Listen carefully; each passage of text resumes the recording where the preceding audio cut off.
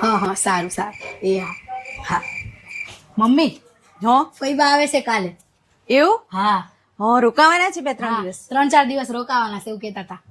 સારું તો છે ને એમને ફઈબાને પકોડી ને બધું બહુ ભાવે છે તો હું છે ને કયા દિવસે કઈ વસ્તુ બનાવવાની એ લખીને રાખું.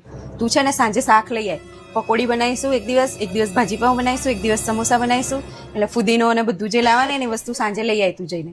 મમ્મી મને તો એવો વિચાર આવે કે આ બધાને ઘરે ફઈબા આવવાના હોય તો બધા કેવા મોઢા બગાડે એવું બધું કરે.